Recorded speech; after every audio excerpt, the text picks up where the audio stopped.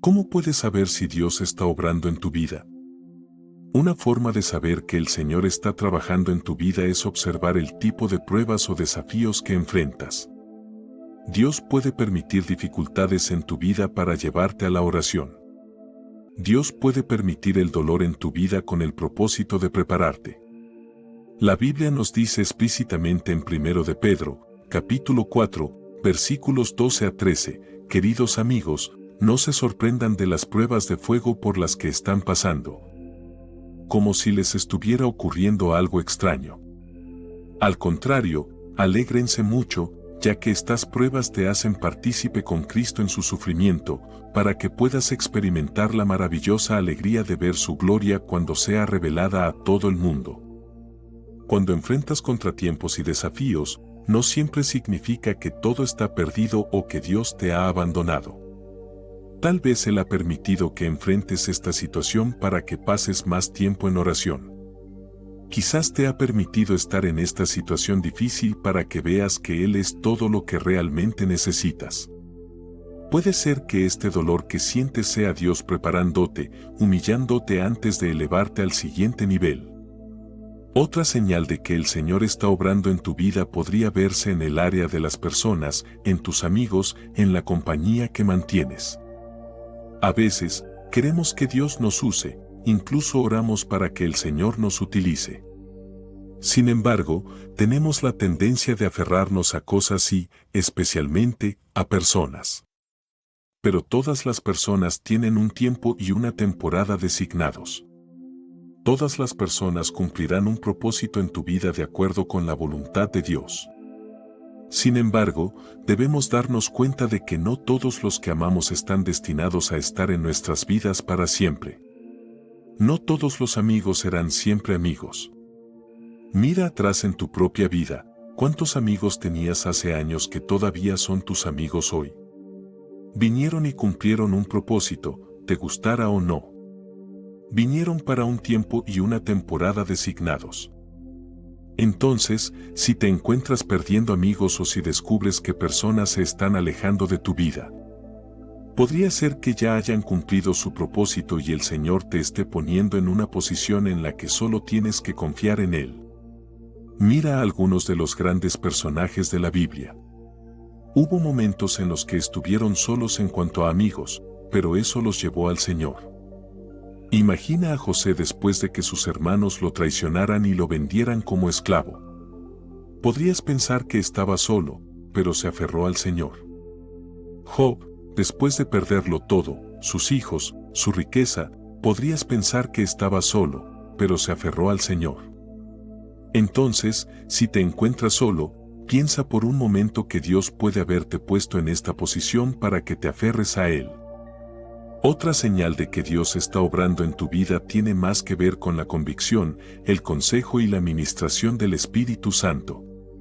La traducción amplificada dice esto acerca del Espíritu Santo en el Evangelio de Juan, capítulo 14, versículo 26, pero el Consolador, el Espíritu Santo, a quien el Padre enviará en mi nombre, en mi lugar, para representarme y actuar en mi favor, Él les enseñará todas las cosas y les ayudará a recordar todo lo que yo les he dicho.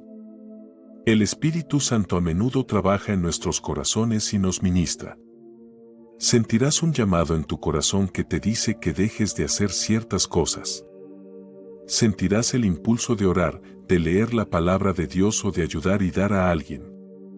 Esta es la obra ministerial del Espíritu Santo. Él trabaja en tu interior hasta que seas transformado exteriormente. Cuando estás en Jesucristo, estás vivo, realmente vives y respiras. Sin embargo, cuando estás en pecado, estás separado de Dios. Aunque tu cuerpo físico esté vivo, tu ser espiritual está muerto. Por eso Pablo escribió en Filipenses, capítulo 1, versículo 21, para mí, el vivir es Cristo, y el morir es ganancia. Muchos creyentes no entienden esto, no saben que si están en pecado, están espiritualmente muertos. Déjame decirte esto, al diablo y a sus demonios no les importa si sabes cómo trabajan. Las fuerzas de la oscuridad no se preocupan por si conoces sus planes y tácticas, solo les importa el camino en el que estás, la dirección en la que te diriges. Solo les importa lo que haces en esos momentos privados, porque eso es lo que realmente cuenta. Hay fuerzas de oscuridad en acción en este mundo. Como nos recuerda el apóstol Pablo en Efesios, capítulo 6, versículo 12, porque nuestra lucha no es contra seres humanos, sino contra poderes, contra autoridades, contra potestades que dominan este mundo de tinieblas, contra fuerzas espirituales malignas en las regiones celestiales. Necesitas orar por entendimiento, porque el reino de la oscuridad es exactamente lo que su nombre indica, un reino lleno de tinieblas.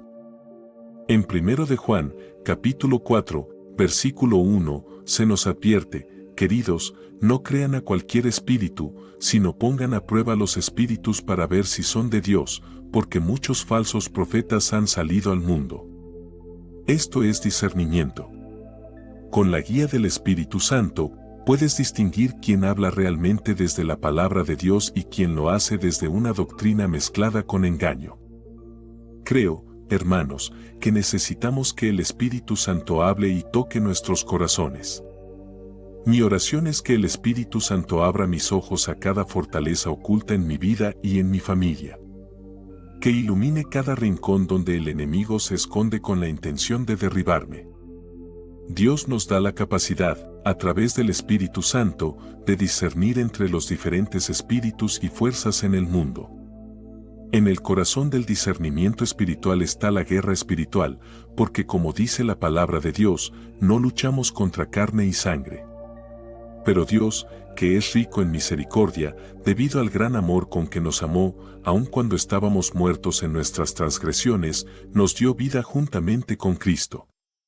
Por gracia hemos sido salvados, y nos levantó con Él y nos sentó con Él en los lugares celestiales en Cristo Jesús. Cuando estás vivo en Cristo, ves a Jesucristo por quien realmente es, lo ves como la luz del mundo, lo ves como la verdad. Cuando estás vivo en Cristo, sabes que el diablo puede formar armas, pero no prosperarán. El diablo puede tramar planes contra ti, pero ninguno de sus planes ni de sus maquinaciones prosperará. Cuando estás vivo en Cristo, no importa lo que haga el reino de la oscuridad, porque en Jesús ya tenemos la victoria. En el Evangelio de Juan, capítulo 1, versículo 11, dice: vino a los suyos, pero los suyos no lo recibieron. Ahora, tú y yo tal vez nunca experimentemos el nivel de rechazo que Jesús sufrió. Sin embargo, de una forma u otra, en algún momento de tu vida, experimentarás el rechazo. Alguien pensará que no eres lo suficientemente bueno, alguien no te prestará atención porque no te consideran importante para ellos. Todos en este mundo tienen su propia historia, y nunca faltarán personas que puedan testificar que, en algún momento de sus vidas, se sintieron solos, aunque estuvieran rodeados de amigos o familiares. Se sintieron aislados, aunque seguían recibiendo llamadas y mensajes de otras personas en sus vidas. El rechazo es un sentimiento real que muchas personas experimentan, es una experiencia aplastante. Pero para el creyente que ha sido rechazado, quiero hablarte y decirte que tu realidad, de hecho, es lo opuesto al rechazo. En Jesús, eres bienvenido, en Jesús, eres aceptado. La palabra de Dios dice en 2 Corintios, capítulo 6, versículo 18, y seré para vosotros padre, y vosotros me seréis hijos e hijas, dice el Señor Todopoderoso. Eso es aceptación. La palabra de Dios dice en el Evangelio de Juan, capítulo 1, versículos 12 a 13, pero a todos los que le recibieron, a los que creen en su nombre, les dio el derecho de ser hijos de Dios, los cuales no son engendrados de sangre, ni de voluntad de carne, ni de voluntad de varón, sino de Dios. Esto, una vez más, es aceptación. Eres aceptado y bienvenido por Dios. Así que escúchame con atención, en esos momentos en que te sientas solo, en esas ocasiones en que otras personas te rechacen, lo primero que quiero que sepas es que Cristo murió por nosotros cuando aún éramos pecadores. Él te amó antes de que fueras salvo, te aceptó cuando tú no lo aceptabas a Él. Y lo segundo es que el rechazo de los hombres a veces puede ser una bendición disfrazada. La persona que puede rechazarte hoy, Dios habría visto que más adelante esa persona te habría lastimado. El rechazo que sientes hoy te llevará a buscar oportunidades en otros lugares, a buscar recursos en otros lugares, y al mirar hacia otro lado, encontrarás que Dios tenía una bendición más grande preparada, un avance mayor planeado, y una mejor oportunidad en mente para ti. Así que recuerda que no eres rechazado por Jesucristo, de hecho, eres bienvenido por Él. No eres rechazado por Jesucristo, sino que eres perdonado e invitado a habitar bajo su sombra protectora y a pasar toda la eternidad con Él. No eres rechazado por Jesucristo, sino que eres amado por Él. Ahora, quiero ampliar este punto sobre el amor de Dios. En 1 de Juan, capítulo 4, versículos 9 a 11, dice, en esto se manifestó el amor de Dios entre nosotros, en que Dios envió a su Hijo unigénito al mundo para que vivamos por medio de Él. En esto consiste el amor, no en que nosotros hayamos amado a Dios, sino en que Él nos amó a nosotros y envió a su Hijo como propiciación por nuestros pecados. Queridos, ya que Dios nos amó así, también nosotros debemos amarnos unos a otros. El amor de Dios es divino, verdadero y eterno. El amor de Dios es real, fuerte y puro. El amor de Dios es incondicional, no conoce límites ni restricciones. De hecho, la Biblia llega a afirmar que tan grande es el amor de Dios que, en el Evangelio de Juan, capítulo 3, versículo 16, se dice, porque de tal manera amó Dios al mundo que dio a su Hijo unigénito, para que todo aquel que en Él cree no se pierda, sino que tenga vida eterna. El amor de nuestro Dios Todopoderoso se caracteriza por la gracia, el perdón y la misericordia. Su amor divino es eterno y es un amor sacrificial, Él entregó a su Hijo unigénito por nosotros. Tan grande fue su amor, tan grande es su amor. Digo esto para que reconozcas el amor del Señor sobre tu vida, abre los ojos y ve que Dios, en su amor, te protege, en su amor, siempre te provee, Él siempre te perdona. Por eso, te animo a que lo alabes por su constancia. Su amor es firme, inamovible y nunca cambia, incluso cuando nosotros no somos capaces de vivir de manera constante en una forma que le agrade. Como seres humanos, a veces podemos ser muy inconsistentes, un día estamos llenos de fervor y al siguiente estamos fríos, hoy tenemos una vida de oración fuerte y mañana débil. Podemos ser increíblemente inconsistentes en nuestra vida espiritual porque todos somos pecadores. Sin embargo, además de buscar el perdón del Señor, alabémoslo por ser constante, por nunca cambiar. Alábalo y dale gracias por ser siempre bueno, siempre amoroso, siempre cuidadoso, a pesar de nuestras propias inconsistencias. En la Biblia, hay una mujer que sufría de un flujo de sangre, ella fue rechazada por la sociedad, considerada impura. Pero esta mujer tuvo un encuentro con Jesucristo y fue sanada por completo. En la Biblia, en el Evangelio de Lucas, capítulo 17, se nos cuenta que había 10 hombres con lepra, y en ese tiempo los leprosos eran marginados, considerados impuros. Y también ellos fueron rechazados por la sociedad.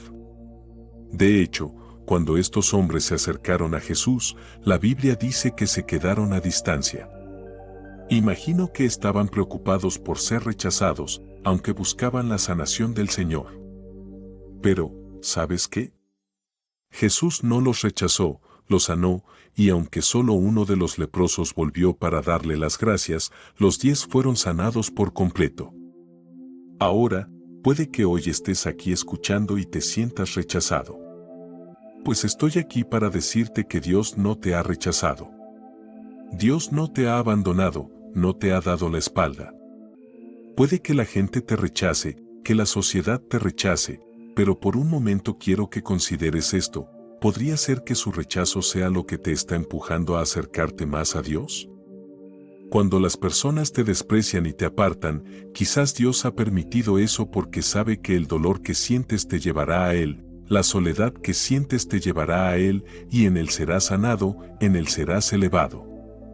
Con Dios, Él preparará una mesa para ti en presencia de tus enemigos, de esas mismas personas que te rechazaron.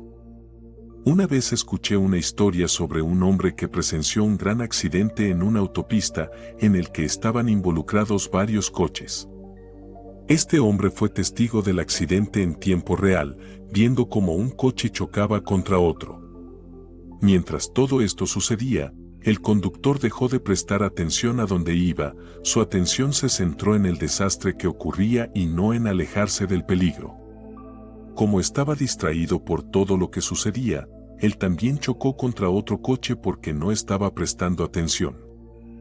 Ahora, muchos cristianos están en este mundo, pero están distraídos con lo que ocurre a su alrededor, están distraídos por este mundo. La Biblia dice en el Evangelio de Mateo, capítulo 26, versículo 41, velen y oren para que no entren en tentación. El espíritu está dispuesto, pero el cuerpo es débil.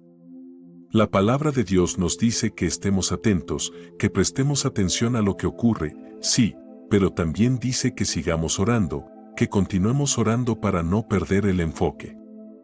Como cristianos, no debemos centrarnos en la enfermedad en este mundo, no deberíamos estar enfocándonos en las diferentes cepas y enfermedades que existen. No, nuestro enfoque debe estar en el sanador. Debemos enfocarnos en el médico supremo, en aquel que sanó a todos los que tenían un poco de fe. Como cristianos, no debemos centrarnos en la violencia que ocurre en el mundo ni en las tragedias y desastres que están sucediendo a nuestro alrededor. En lugar de eso, enfócate en el protector definitivo, asegúrate de permanecer bajo la sombra del Todopoderoso. En resumen, lo que te estoy diciendo es que te enfoques en Jesús, en el Príncipe de Paz, en lugar de centrarte en el temor y el miedo que te ofrece el mundo. Enfócate en el Libertador, Jesucristo, en lugar de enfocarte en el pecado, porque al final, centrarte en el pecado no te liberará. Lo que te liberará es centrarte en Jesús. Escucha, si decides enfocarte en tu adicción, si te centras en esa fortaleza que te domina o en la esclavitud en la que te encuentras, ¿qué crees que pasará? Lo que enfocas, lo amplificas, y lo que enfocas se hará más grande. Cuando Pedro caminó sobre el agua, ¿sabes qué lo hizo hundirse? Apartó sus ojos, su enfoque, de Dios. En el Evangelio de Mateo, capítulo 14, versículos 28 al 30, se dice, y Pedro, respondiendo, le dijo, Señor, si eres tú, manda que yo vaya a ti sobre las aguas. Y él dijo, ven. Y descendiendo Pedro de la barca, andaba sobre las aguas para ir a Jesús. Pero al ver el fuerte viento, tuvo miedo, y comenzando a hundirse, dio voces, diciendo, Señor, sálvame. La Biblia dice que cuando vio que el viento era fuerte, tuvo miedo. Cuando comienzas a enfocarte en todo lo que sucede a tu alrededor, cuando comienzas a mirar todo lo que pasa en el mundo, te quedarás en el miedo. Pero si te enfocas en Jesús, si te enfocas en el Príncipe de Paz, entonces serás bendecido. Permanecerás gozoso y lleno de esperanza, incluso en medio de las dificultades. La forma más rápida de bloquear la bendición de Dios en nuestras vidas es creer que otros nos deben algo y esperar que nos paguen. Esto se llama falta de perdón, un tema que conozco muy bien y del cual me gustaría hablarte y compartir mi propio testimonio. No entendía por qué Dios bendecía a tantos de mis amigos con familias amorosas y solidarias mientras crecían, y yo tenía lo opuesto. Comparaba mi situación en la vida con la de ellos y, en mi interior, resentía el hecho de que Dios no me había dado el tipo de apoyo que otros experimentaban. En lugar de enfocarme en lo que Dios me había dado, me concentré en lo que no me había dado. Entré en un modo de cobro, intentando encontrar en otros lo que creía que me debía, buscando en otros la madre y el padre que nunca tuve.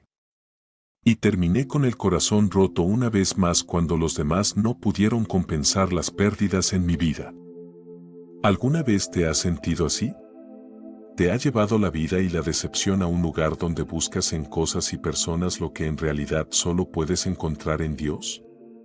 En el Evangelio de Mateo, capítulo 18, se cuenta la historia de un hombre que exigió que se arreglaran las cuentas, olvidando que el contador divino le había dado mucho más misericordia en el libro de la vida de lo que él jamás podría devolver. La Biblia dice en Mateo, capítulo 18, versículos 26 al 30, entonces aquel siervo, postrado, le suplicaba diciendo, Señor, ten paciencia conmigo y yo te lo pagaré todo. El señor de aquel siervo, movido a misericordia, le soltó y le perdonó la deuda. El amo sintió compasión por él, le perdonó la deuda y lo dejó ir. Pero cuando el siervo salió, encontró a uno de sus compañeros que le debía 100 monedas de plata. Lo agarró y comenzó a estrangularlo, exigiendo, paga lo que me debes. Su compañero se arrodilló y le suplicó, ten paciencia conmigo y te lo pagaré. Pero él se negó. En lugar de perdonarlo, lo mandó a la cárcel hasta que pudiera pagar la deuda. El hombre que no perdonaba quería cobrarle a alguien que simplemente no podía pagar, y aunque su compañero hubiera tenido los recursos. Este hombre implacable estaba buscando respuestas en la gente en lugar de confiar en el Señor. Jesús continuó diciendo que cuando el amo de este hombre implacable descubrió cómo había tratado sin misericordia a su compañero, a pesar de que su propia deuda había sido cancelada, lo arrojó a la prisión de deudores. Jesús dijo que, a menos que perdonemos, no seremos perdonados. Al leer esto, me di cuenta de cuán injusto me había vuelto, de cuán autosuficiente y justo me creía, de cuán parecido al hombre implacable me había vuelto. Me arrepentí y pedí a mi Padre Celestial que me perdonara y me ayudara a perdonar a los demás. Dejé de intentar cobrar de las personas lo que pensaba que me debían, lo que creía que compensaría las heridas del pasado. Como dice Hebreos, capítulo 12, versículo 2, fijé mis ojos en Jesús, el pionero y perfeccionador de la fe. En el capítulo anterior, Hebreos, capítulo 11, versículo 6, dice, sin fe es imposible agradar a Dios. Porque es necesario que el que se acerca a Dios crea que Él existe y que recompensa a los que lo buscan con sinceridad. A Dios le encanta recompensarnos, somos sus hijos. Nos bendice cuando lo buscamos a Él primero, no a las personas, cuando ponemos nuestra fe en Él, no en la gente, cuando lo amamos más que a cualquier cosa que nos pueda dar. Otro obstáculo para las bendiciones de Dios en nuestras vidas son nuestros pensamientos. ¿En qué pensamos? ¿Controlamos nuestros pensamientos o nuestros pensamientos nos controlan a nosotros?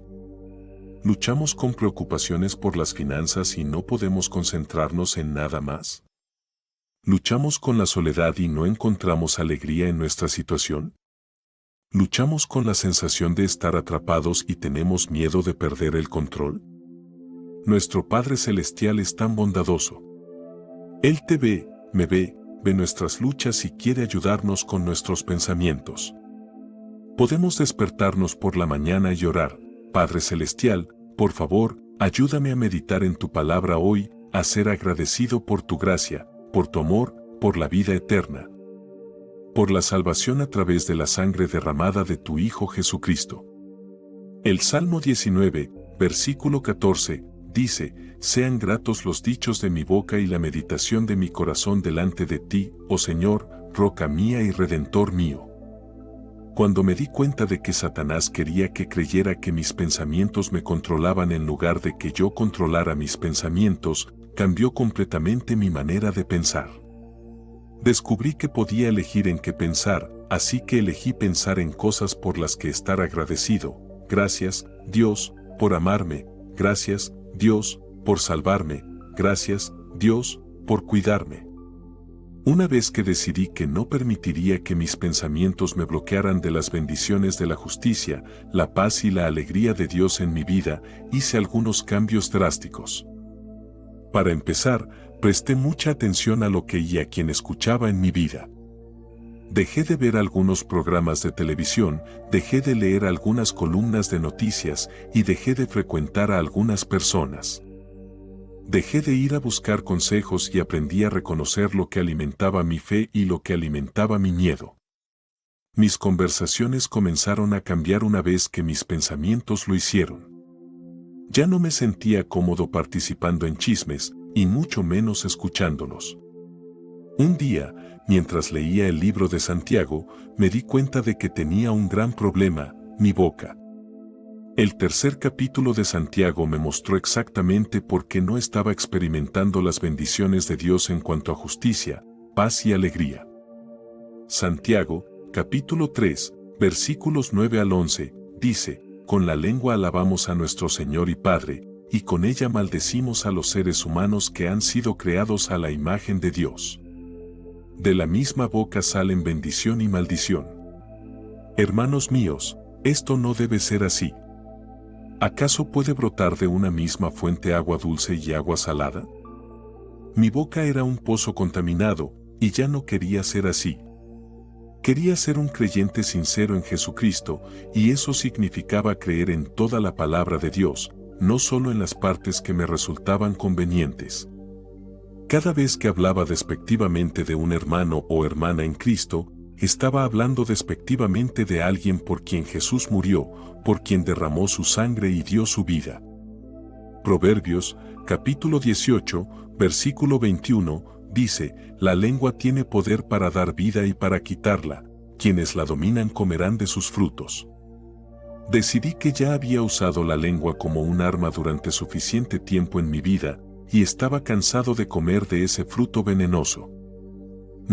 No hice un voto de silencio, seguí hablando, pero mucho menos. Me convertí en un mejor oyente y descubrí que aprendía mucho más escuchando que hablando. Lo que esperamos de Dios y de los demás, lo que pensamos, a quién y qué escuchamos, y lo que decimos, proviene de uno de dos pozos: un pozo de agua contaminada que hiere a los demás y bloquea las bendiciones de Dios, o un pozo de agua fresca que da vida y está lleno de la bondad, la justicia, la paz y la alegría de Dios. Cuando vienes a Cristo, suceden muchas cosas. Mateo, capítulo 11, versículo 28, dice: vengan a mí todos ustedes que están cansados y agobiados, y yo les daré descanso. Esto significa que en Cristo hay descanso. Significa que hay libertad que solo se puede alcanzar cuando vienes a Cristo: libertad del miedo, libertad de la condenación eterna, libertad de las trampas del diablo. Hay libertad en el Señor cuando vienes a Cristo. Juan, capítulo 14, versículo 27, dice: la paz les dejo, mi paz les doy. Yo no se la doy a ustedes como la da el mundo. No se angustien ni se acobarden. Esto significa que en Cristo hay paz. Hay una paz que es inexplicable en Jesús, una sensación de calma y tranquilidad que se puede encontrar en una persona, incluso cuando todo a su alrededor es caótico o hostil. Cuando vienes a Cristo, Romanos, capítulo 10, versículos 9 y 10, dice: si declaras con tu boca que Jesús es el Señor y crees en tu corazón que Dios lo resucitó de entre los muertos, serás salvo. Porque con el corazón se cree para ser justificado, pero con la boca se confiesa para ser salvo. Esto significa que en Jesús tienes un Salvador que te justificará, es decir, que cuando aceptas a Jesucristo como tu Señor y Salvador, Él te aleja del estado de pecado y muerte, y por su gracia y misericordia te da la oportunidad y el don de la vida eterna. Cuando vienes a Cristo, la Biblia dice en Romanos, capítulo 8, versículo 1, por lo tanto, ya no hay ninguna condenación para los que están unidos a Cristo Jesús, los que no andan conforme a la carne, sino conforme al Espíritu. No hay condenación en Jesús. Esto significa que cuando vienes a Él, te arrepientes y te alejas de tu pecado, eres declarado no culpable. Has sido perdonado. Ya no hay más vergüenza sobre ti una vez que estás en Cristo. No hay deshonra, ninguna acusación del diablo prevalecerá. No hay condenación en Jesucristo, y cuando realmente comprendes el significado de la palabra condenar, entonces puedes empezar a apreciar cuánta bondad se puede encontrar en Jesús. La Biblia, en Apocalipsis, capítulo 12, versículo 10, dice: Entonces oí una gran voz en el cielo, que decía: Ahora ha venido la salvación, el poder y el reino de nuestro Dios, y la autoridad de su Cristo. Porque ha sido arrojado el acusador de nuestros hermanos, el que los acusaba delante de nuestro Dios día y noche. El diablo es referido como el acusador de los hermanos, lo que significa que intenta acusarnos de pecado, de vergüenza y de culpa. La intención del diablo es condenarnos, pero en Cristo somos absueltos de todos los cargos y declarados no culpables. De hecho, somos justificados cuando venimos a Cristo. A menudo confiamos en las personas sin cuestionarlas y también confiamos en cosas sin cuestionarlas. Pero, queridos amigos, los mejores médicos del mundo cometen errores. Se equivocan, diagnostican mal, cometen errores de juicio y a veces llegan a un punto en el que no pueden hacer nada más. Un automóvil puede ser ensamblado por los mecánicos más hábiles del mundo y aún así se descompondrá. Ese automóvil tendrá problemas, en algún momento, tendrá una llanta ponchada o una luz de advertencia que se encenderá para decirte que necesita ser reparado. Del mismo modo, las mentes más brillantes de la tierra, los mejores maestros del mundo, no lo saben todo. No pueden explicar todo lo que necesitas saber en esta vida, incluso después de dedicar grandes partes de sus vidas a estudiar. Su conocimiento sigue siendo limitado. Sin embargo, santos, hay uno que no comete errores. Hay uno cuyas manos son tan hábiles que todo lo que toca se vuelve perfecto. Hay uno que lo sabe todo, uno que tiene un conocimiento inigualable. Nuestra confianza debe estar en Dios, Jehová, y solo en Él. En el libro de Jeremías, capítulo 32, versículo 17, dice: Señor soberano, tú has hecho los cielos y la tierra con tu gran poder y con tu brazo extendido. Nada es demasiado difícil para ti. En verdad, nada es difícil para nuestro Dios. Nada está fuera de su alcance, no hay nada que esté más allá de Él. Nuestro Dios tiene el tiempo en sus manos, Él es eterno y justo, y no hay nadie como Él. Por eso, te animo a que no te apoyes en tu propio entendimiento, sino que sometas todos tus caminos al Señor, porque Dios es más grande. Él es más grande que cualquier complicación que puedas enfrentar, más grande que cualquier montaña que esté delante de ti. Antes de avanzar, deberíamos definir primero de qué estamos hablando cuando decimos fe. La palabra fe tiene muchas definiciones y connotaciones. Para algunos, la palabra sugiere creencia. Para muchas personas, su fe equivale a la creencia que tienen, por ejemplo, la creencia de que Jesús es el Hijo de Dios o que murió y resucitó, lo cual es central para la idea de fe de muchos cristianos. Para otros, la fe representa una postura más general, se trata de esperanza y reconocimiento de algo más grande que nosotros mismos. Alguien podría decir: tengo fe en que todo saldrá bien o tengo fe en que conseguiré el trabajo. Esto es menos una postura espiritual y más una declaración general de esperanza. Finalmente, existe el sentido de la fe como confianza. La palabra griega para fe en el Nuevo Testamento es pistis y podría traducirse igualmente como confianza. En este sentido, la fe se trata de una relación con una persona, se trata de confiar en Dios para satisfacer tus necesidades y guiar tu vida en la verdad. La fe es todas estas cosas, abarca creencias, esperanzas, pero lo más importante es la confianza. Confianza en el Dios con quien tienes una relación. Hay una palabra, consistencia. Es solo una palabra, pero aquí está el asunto: un hombre no construye una relación con una mujer, no se casa con ella, a menos que haya consistencia. Un hombre o una mujer no pueden construir un negocio a menos que haya consistencia. Una persona no puede convertirse en un atleta profesional a menos que haya consistencia. Verás, a menos que seas constante día tras día, nunca lograrás nada. Cualquiera que haya construido algo notable, cualquiera que haya construido un imperio, ya sea un imperio mediático, un imperio empresarial o incluso un imperio físico, todos tienen algo en común, fueron consistentes. Así que ahora toma este principio de consistencia y piensa en esto por un momento. ¿Qué pasaría si fueras más consistente en tu vida de oración? ¿Qué pasaría si fueras más constante en la lectura de la palabra de Dios? ¿Qué pasaría si fueras más constante en hacer cosas para el Señor, ya sea testificando a los incrédulos o simplemente dando a los menos afortunados? ¿Qué pasaría si todas estas cosas no fueran excepciones? ¿Cómo se transformaría tu vida espiritual si te volvieras más consistente con el Señor?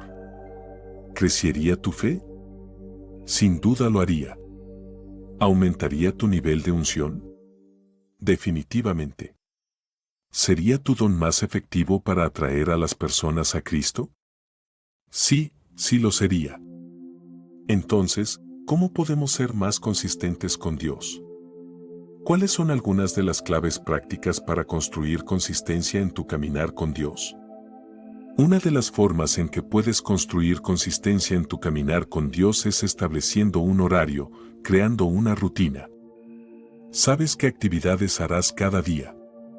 ¿Sabes que viajarás al trabajo? ¿Sabes que irás al gimnasio? ¿Sabes que cocinarás y verás televisión? Entonces, ¿por qué no hacer tiempo en tu horario para dedicarlo al Señor? Te animo a apartar tiempo, 20 minutos, 30 minutos, lo que sea. Aparta tiempo en el que sepas que estarás orando y leyendo la palabra de Dios, tiempo en el que estarás quieto y sabrás que Él es Dios. Aparta tiempo en el que abrirás tu corazón y permitirás que Dios te hable, o más bien, donde escucharás y oirás la palabra de Dios. Lo que realmente le importa a Dios es la fe. La Biblia nos dice claramente que es la fe la que agrada a Dios, no la oración ni la lectura de su palabra, sino la fe. Dios ama a la persona que cree, tienes que creer, tienes que tener fe en Él. ¿Estás permaneciendo en la fe? ¿Estás viviendo por fe? ¿Estás caminando por fe? La fe es una vida de acción basada en lo que crees que es verdad. Por ejemplo, la acción de no preocuparse es el resultado de tener la fe de que Dios está en control. La acción de no intentar arreglar todo también es resultado de tener la fe de que Dios está en control. Jesucristo dijo, no se turbe vuestro corazón. ¿Por qué dijo esto? Porque quiere que tengas fe en que Él cuidará de todas tus necesidades. Otra forma de entender o definir la fe se puede resumir de la siguiente manera: la fe es hacer tu parte, que es confiar en Dios para que Él haga su parte. Tu parte es creer, eso es todo lo que necesitas hacer, y luego dejas que Dios haga su parte. Tu responsabilidad es mantenerte firme en la palabra de Dios, esa palabra que dice que nada es imposible para Él. Entonces, déjame preguntarte, ¿estás haciendo tu parte? ¿Estás creyendo? ¿Estás creyendo y manteniéndote firme en la palabra de Dios? ¿Estás caminando por fe y no por vista? Una fe fuerte proviene de saber y creer que Jesucristo no solo resucitó de entre los muertos, sino que también derrotó al diablo, venció a la muerte, al infierno y a la tumba. Una fe fuerte proviene de meditar en la palabra de Dios. Una fe fuerte se cultiva y desarrolla cuando no solo lees la palabra de Dios, sino que la internalizas, la reflexionas y piensas en ella. Incluso me atrevería a decir que una fe fuerte es el producto de grandes pruebas, porque la Biblia dice en el primer libro de Santiago, capítulo 1, versículos 2 al 4, hermanos míos. Considérense muy dichosos cuando estén pasando por diversas pruebas, pues ya saben que la prueba de su fe produce constancia. Y la constancia debe llevar a feliz término la obra, para que sean perfectos e íntegros, sin que les falte nada. No importa cuál sea tu dificultad, sé fuerte en la fe.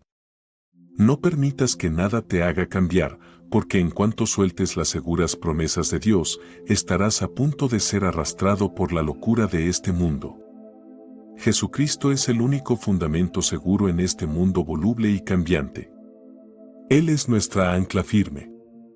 Las circunstancias cambian, las personas cambian, las normas sociales y las percepciones públicas cambian, pero la palabra de Dios permanece verdadera para siempre. En el libro de Mateo, Jesús dice, el cielo y la tierra pasarán, pero mis palabras no pasarán. Por eso podemos estar confiados en Él, por eso podemos aferrarnos a Él cuando sentimos que estamos resbalando en el caos de la vida, y Él nos rescatará y pondrá nuestros pies de nuevo sobre tierra firme. Ahora, oremos. Padre, te pedimos que fortalezcas nuestra fe. Sabemos y entendemos que la prueba de nuestra fe produce resistencia.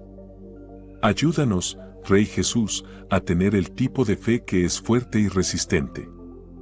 Ayúdanos, Señor, a tener la clase de fe que cree que tú durarás más que nuestros problemas. Señor Jesús, tú eres un Dios santo, tú eres un Dios justo, tú eres el único que mueve montañas y hace que las murallas caigan. Sabemos que, sin importar lo que esté sucediendo a nuestro alrededor, sin importar lo que esté ocurriendo en este mundo, tú sigues en control, sigues en tu trono y sigues siendo un buen Dios. Uno que nunca nos dejará ni nos abandonará. Tu palabra en el libro de Isaías, capítulo 43, versículo 16, dice, así dice el Señor, el que abre un camino en el mar, una senda en las aguas impetuosas. Tú, Señor, harás un camino en el desierto, crearás ríos en el desierto. Tú sigues siendo un Dios que hace un camino donde parece que no lo hay. Cuando estamos rodeados por el enemigo, tú eres el Dios que nos libra. Te doy gracias y te alabo, Señor, porque cuando parece que el mar rojo de lo desconocido nos va a superar, clamaremos tu nombre, el nombre que está por encima de todo nombre, y ese nombre es Jesucristo. Pediremos tu ayuda para hacer un camino donde parece que no lo hay. Te pedimos, Señor, que dividas el mar de incertidumbre ante nosotros, que conviertas el suelo inestable en el que estamos en un terreno sólido y firme. Señor, pronuncia las palabras paz, calma en las tormentas que enfrentamos, calma los mares en nuestras vidas. Confiamos en ti para que seas la solución. Confiamos en ti para que rompas las cadenas, para que seas la salida ante cualquier cosa que se levante contra nosotros.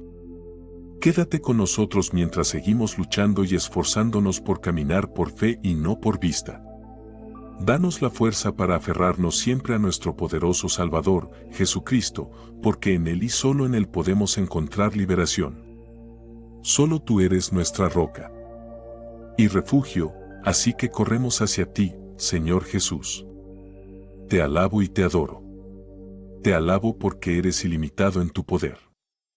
Nosotros podemos estar limitados por las leyes de la naturaleza, pero tú no eres como el hombre, no estás atado, restringido o limitado por las cosas que nos limitan a nosotros, Señor. Tu palabra dice en el Salmo capítulo 147, versículos 4 y 5, Él cuenta el número de las estrellas, a todas ellas llama por su nombre. Grande es nuestro Señor y de mucho poder, su entendimiento es infinito. Sé glorificado, Señor Jesús, tú eres grande y maravilloso. Oro para que me ayudes a dar pasos de fe y confiar en ti siempre. No siempre puedo cambiar mis circunstancias, pero decido confiar plenamente en ti, Señor Jesús. Ayúdame a luchar y cambiar mi actitud y perspectiva de la vida para que siempre camine por fe y no por vista. Gracias por escuchar esta oración. Amén. Resistencia significa luchar, y de la misma manera, para nosotros como cristianos, para fortalecer nuestra fe necesitamos resistir al diablo. Necesitamos pasar por algunas luchas. Necesitamos pelear contra las formas tentadoras de este mundo, y créeme, es una batalla. Es una batalla cuando tu espíritu dice no pero tu carne dice sí. Es una batalla cuando quieres y necesitas ser fuerte, pero te sientes tan débil. Es una batalla seguir adelante cuando sientes ganas de rendirte, y te animo, no te atrevas a rendirte. En el Evangelio de Lucas, capítulo 10, versículo 19, Jesús dice, He aquí os doy potestad de hollar serpientes y escorpiones, y sobre toda fuerza del enemigo, y nada os dañará. Ahora bien, puede que no estés pisoteando serpientes y escorpiones, pero puedes estar pisoteando la debilidad, las tentaciones y los deseos pecaminosos. ¿La vida realmente se trata de decisiones? ¿Hacia dónde te están llevando tus decisiones? ¿Aceptarás que esto es una lucha pero aún así elegirás creer en Dios para encontrar una salida? ¿Seguirás eligiendo adorar y orar?